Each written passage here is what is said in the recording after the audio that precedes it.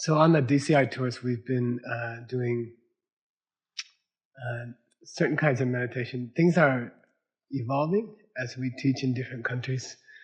And I think it's nice because we get to teach hundreds of new people, thousands of new people. So we get to see what works and what doesn't work on a daily basis on a tour. So I think we've been to, 20 cities in the last 3 months or something. And we get a chance to see what works and what doesn't work and experiment. The first DCI level is like generally making stuff happen in your life. Like, financial independence, what do you call it? Health, relationship.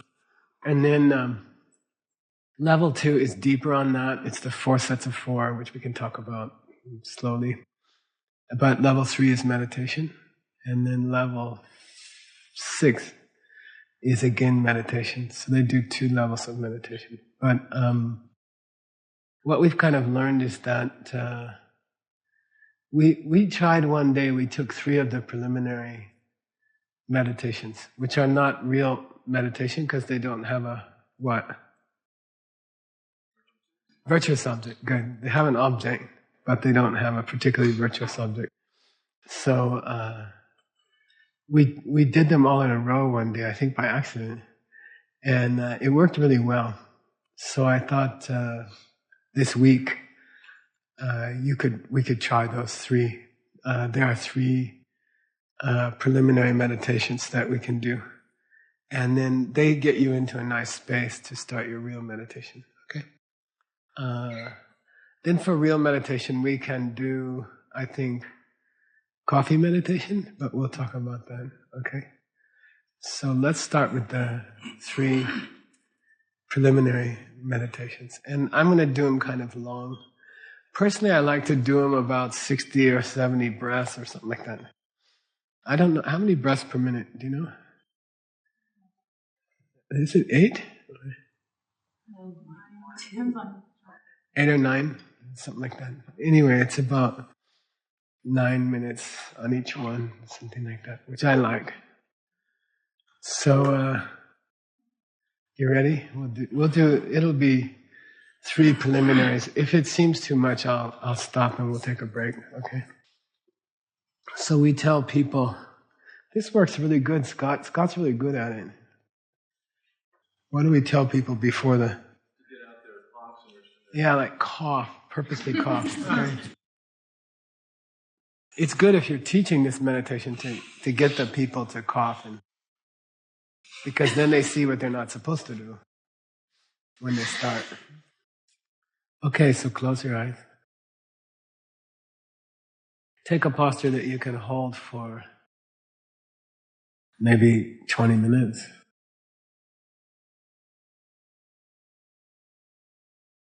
I have this thing with my hands, like sometimes I put them palms down.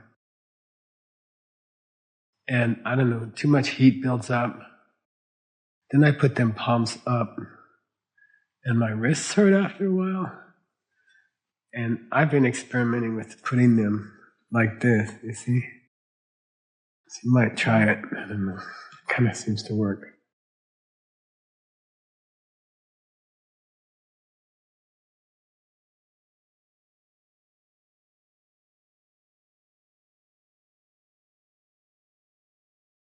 I tend to put too much of an arch in my lower back. So try to tuck your tailbone. I guess the theory is that it stretches the whole spine. All the way down to between your legs. So, and I didn't know, I had yoga teachers yelling at me, telling me to tuck my tailbone. I didn't know what they were talking about. But if you pull in your lower stomach, it automatically puts a curve in the very lowest part of your spine. It tucks the lowest part of the spine almost towards the place, almost towards your pubis, right? Then slightly bring your shoulder blades together, which opens up your chest. I found that if I put my hands over my knees, which used to feel really good, it collapses my chest in, and I get a sunken chest. And then I've been playing around with drawing my hands back over my thighs towards my hips and puffing out my chest. So you can try that. If you put your hands on your knees, it sort of puts a cavity in your chest. And then if you draw your hands back towards your hips, more towards your hips, even further than you think, towards your hips, and then it puffs your chest out. But then don't lose the tucked tailbone at the same time.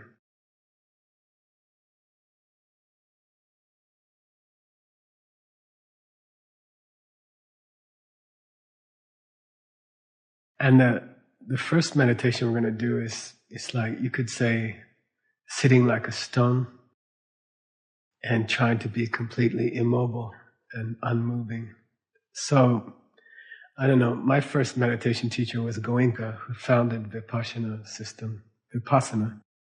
And he came to Dharamsala, taught, His Holiness asked him to come, and I was there at the time, and they taught us, and they taught all of the monks from His Holiness's private monastery, which is Nechung. And we were staying with them, like 50 monks, and Goenka would make us sit for, 2 or 3 hours without moving at all. And he would yell at us if we moved our eyebrows or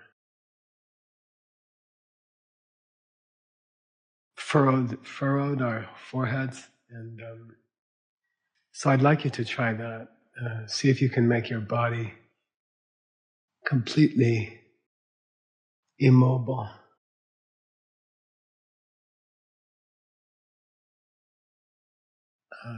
Except for the fall and rise of your chest.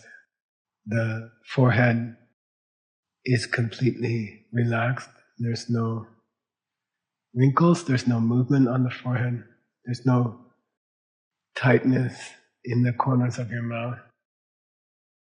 The eyelids are released completely. No effort expended in holding the eyelids, they just drop. The lips are not tightly pressed together, they are loosened. So see if you can imagine releasing all the wrinkles in your face. Places where there are wrinkles are places where small muscles are tightening. See if you can not move those muscles.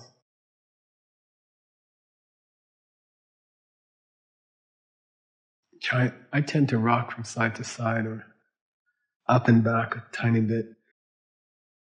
See if you can just come to a center place where there's a balance, where you're not up or back or to either side. See if you can position your rib cage over your hips in such a way that it's almost like a broom standing up in the middle of the room.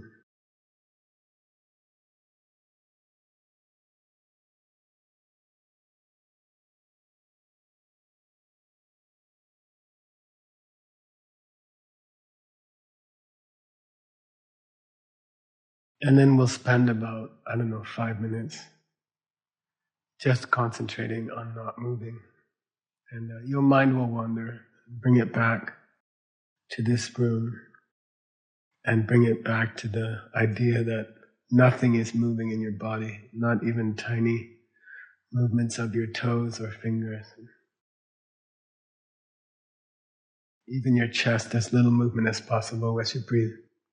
So we'll go for about 5 minutes and just relax. When you remember to check yourself for not moving in any way, even if you can try to control your swallowing, which is hard for me. but see if you can swallow less.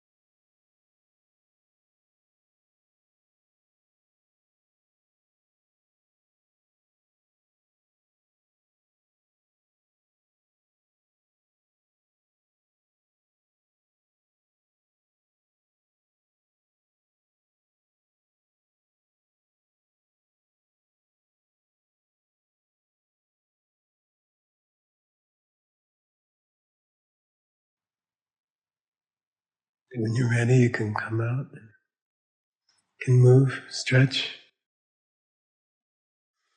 I think for me, I get little muscular movements around my face and stuff from as I think of my worries and hopes and fears, right?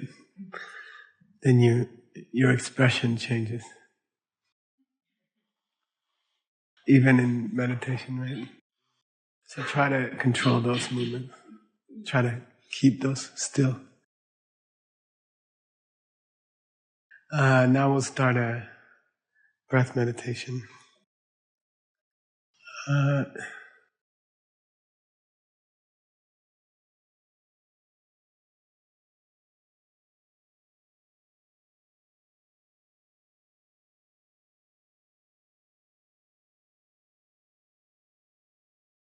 There's a thing in Chadong. Do you know Chadong? Cha's what? Tea. Yeah. Dong means a trunk. Like yesterday, the dongbo of the tree was made of silver. But Chadong is a Tibetan tea churn. And they're made of, they're like a barrel with bands, copper bands or brass bands around it. And then it has a plunger. And the real ones are about this big and this wide. They look like a cannon. And there's personal chadongs that are this big. And you can make your own cup of tea in it. And so when I think of meditating, you fill it with water and tea and butter and salt and milk and soda and nutmeg. And then you dump it all in there, and then the lid is attached to the plunger. And you put the lid down, and then the plunger comes up and down like this, And that's how, try it on the breath meditation, okay? So your mind is supposed to be fixed here at the opening of the plunger, and then the breath is coming out, coming and going, sliding against the lid. Okay, so this is the lid, and then the breath is coming and going, but you're stationary, you're staying here. So you feel the breath sliding in and out. And I like to think of it as a solid piece. The breath is like a solid piece, maybe rubber or something. And try thinking of that. If you want to, and you're into the inner body, there's a instruction where you do the breath meditation in the Minsam. Okay, we talked about Minsam, right? We had a lady, Indian lady up there. So you fix the mind here, and you don't follow the physical breath. You follow the psychic breath, right? So that's coming and going here, and then it comes out, and then it comes back down into the central channel and ultimately reaches between your legs. So it's like, I like to see it like one solid piece of breath, like a piece of rubber. And it's going like this, and then it's going like this. And the plunger is here, right? And it's coming down. So it's almost like one piece of breath coming and going. And then what's really useful is to do longer exhales than inhales. So focus on making the exhales luxurious and long. And in the scriptures, they say, see how far out from your head it can get. And they say if you're pretty good, it's 3 inches. If you're better, it's 6 inches. Maybe you can get up to 12 inches. But you see the breath coming out and then coming back in. It's one piece of breath, like a drinking straw. It's coming out and then coming back in. And then they say, make it a little contest with yourself and see how, don't go crazy because you'll get out of breath, but see how far from the Minsam. What is that in Sanskrit? Do you know? Huh? Yeah, the whole is called Bruvor Madhya. Okay, Bruvor Madhya. Bruva means brow. Brow came from it. Brow came from Bruva. BHRU. And then in Sanskrit they have a singular a plural, and then between that they have a dual case, okay? A separate set of endings for two things, which makes life difficult. So the dual of eyebrow is bruvos, and then before an M, S has to change to R. So it's bruvor madhya, like dhanur asana, which is dhanus. But before A, the S has to change to R. So dhanur isn't the word, it's dhanus. And then it changes to dhanur. So anyway, bruvor means in the middle of the two. Madhya means middle. Medium came from that. Middle came from that. And bruva means these brows. So bruvor madhya. So then take the breath in and out of there. And then feel it coming down your spine. And see if you can track it down your spine to the spot between your legs. So at the peak of the inhale, it will touch the spot between your legs. And then breathe it out. And especially pay attention to how far out you can get it on the exhale. And don't worry about the inhale. The inhale will come in faster and it will strike the place between your legs after having come down your spine, right? So see if you can track it down your spine. If you're doing like a yin yoga, right? That can be a nice focus is on the breath. If you're holding a pose for a long time, you can feel the breath sliding along the spine and coming down to here, and then see how far out you can take it. Because you're waiting for Anatole to stop the pose, okay? So instead of wasting your time, you can track your breath up and down your spine. And that helps to clear your central channel and puts you in a better mood and helps your health. And ultimately, you see emptiness and all that stuff. Okay, here we go. Yeah. Do you think there's any benefit to pausing before you inhale or pausing? I think a pause after the exhale is really useful. Okay, if you're doing Dorje Depa, that's where you would do the ah. Okay, I don't believe in pausing on the inhale consciously. Your body pauses slightly automatically, but I think it can give you lung if you pause on the inhale, because then you've got more like breath and energy inside your body, and then it tends to accumulate over time, and then you get nervous or you get anxiety. But if you can learn to pause on the exhale after the exhale, that's nice. Okay. Bahur ante at the end of the exhale in the yoga tradition. Okay, ready? All right, here we go. Which is bahus, I think, and then it changes to R. Bahur ante.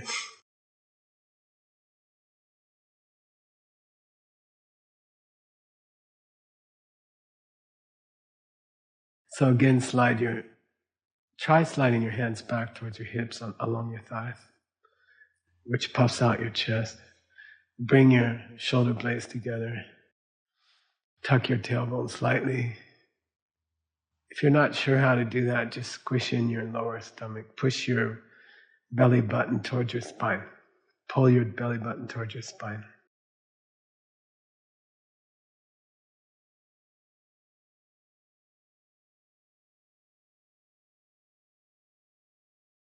Relax your face. Relax your fingers.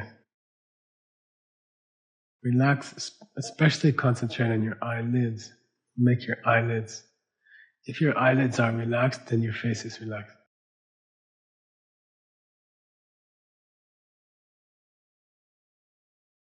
Go into still as a stone meditation. If someone were watching you from the outside, they wouldn't be sure if you were a statue or a person. Somehow it helps me to imagine somebody watching me, and they can't really tell if I'm made of stone or if I'm flesh and blood. There's nothing moving. especially not the facial expressions.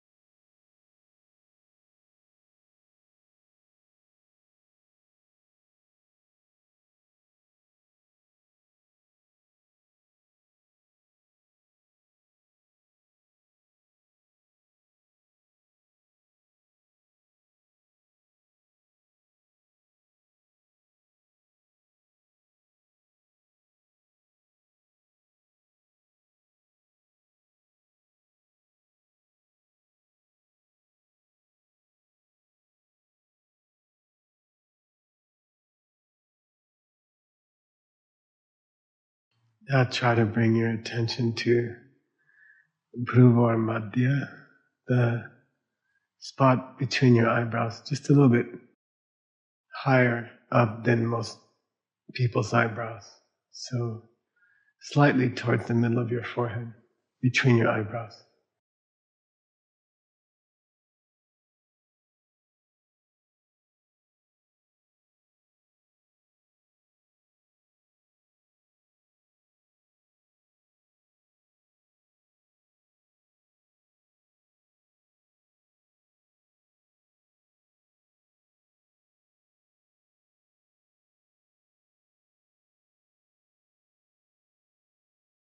See if you can feel some center of energy there.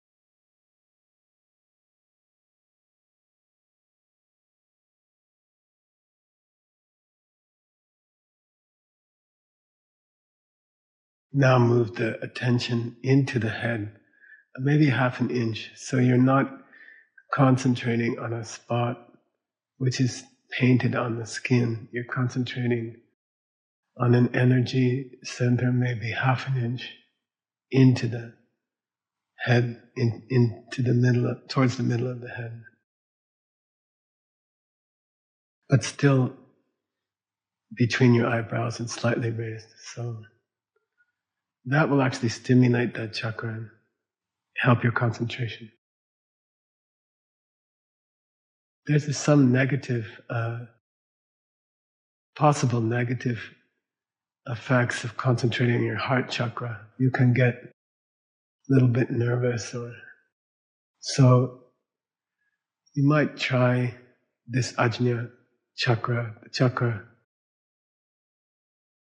at the Bhruvor Madhya, in between the eyebrows, into the head, about half an inch. See if you can find a spot that when you hit it, your concentration locks down in a pleasant way and not in a way that feels like a headache coming on or something like that. So be gentle. Don't force it. Try to slide sweetly into the center of energy and stay there lightly.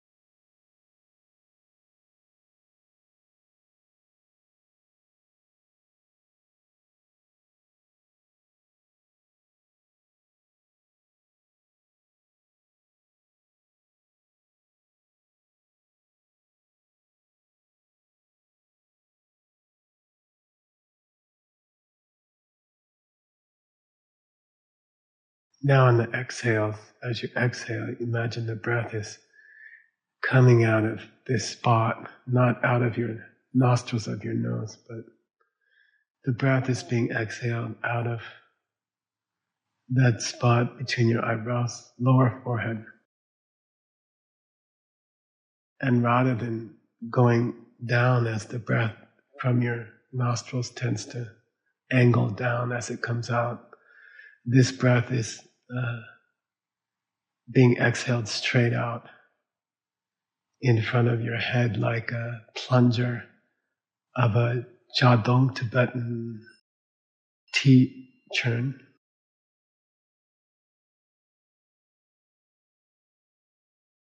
And I'm going to be quiet, and I'd like you to slowly work on that breath coming out further and further. Personally, I like to make it a blue light, like a ray of blue light that it slides out further and further each time I exhale. See how far you can go out.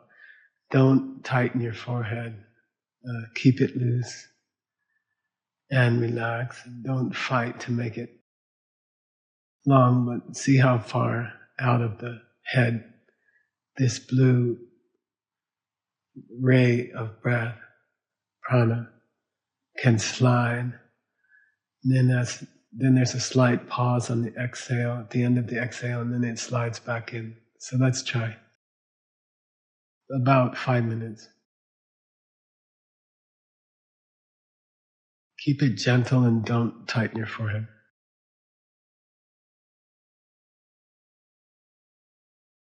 Keep your eyes unfocused behind your closed eyelids. Try not to focus the eyes towards the forehead, but as if you were gazing off into the distance and thinking about someone you love, right? So your eyes are not focused.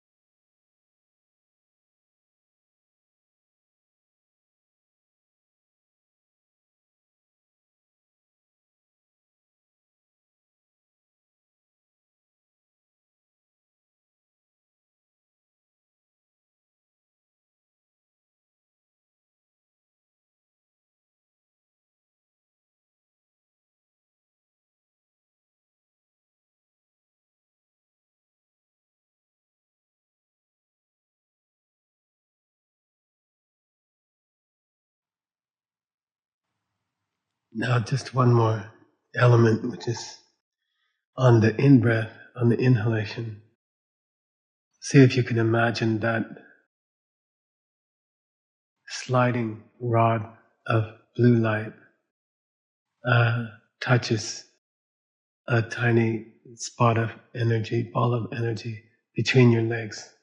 So on the inhale, draw the blue ray of light, the rod, down the spine to touch on the end of the inhale, it touches the place between your legs, and then it heads back out through the spot between your eyebrows.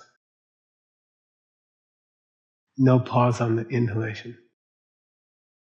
It touches and then it starts back out again. But you can pause on the end of the exhale.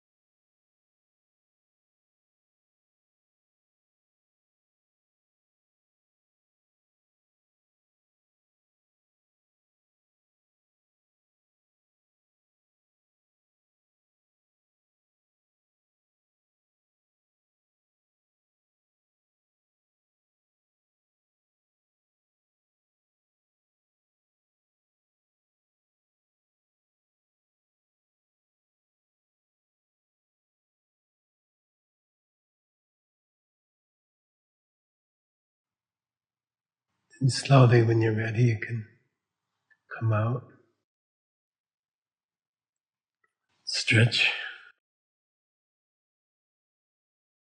Any questions? We have like 5 minutes if you have any questions.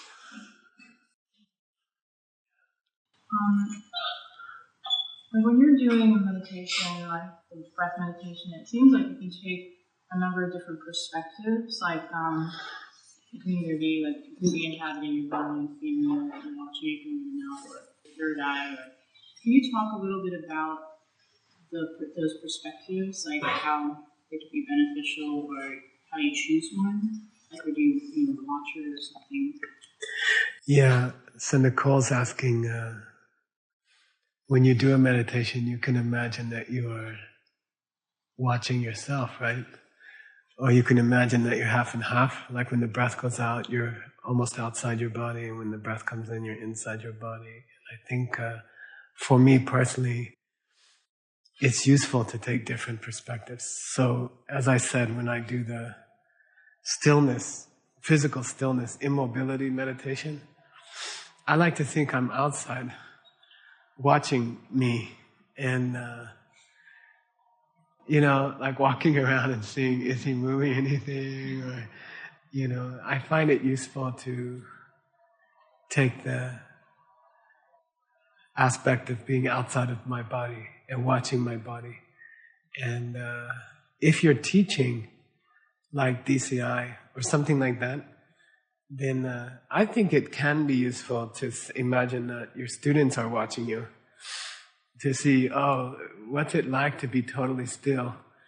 And then I think it puts a good pressure on you to learn to be totally still. I think part of teaching is to be in Russia they call it живой пример, which means living example. And then I think that pressure to be a living example can be useful if it's handled well. So I can imagine some of your own students looking at you and saying, oh, today we have a chance to see what it is to be totally still.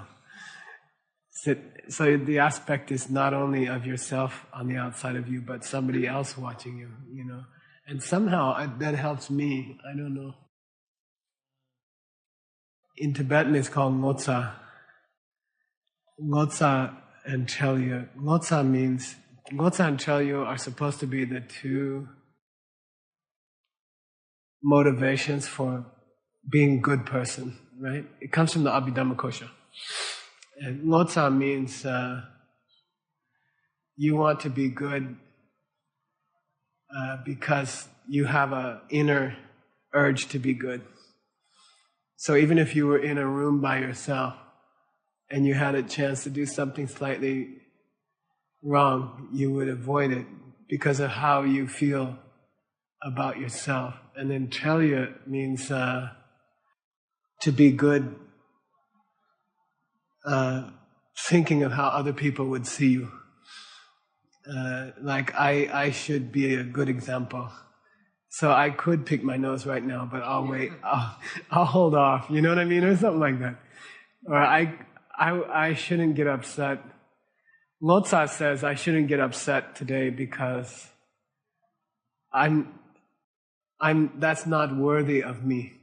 Ngotsa is that. And Chelyu means I shouldn't get upset because if my students or my friends see me upset, it will hurt them. So I think you can do that in meditation. In the Abhidharma it says those two mental functions are the foundation of all good behavior.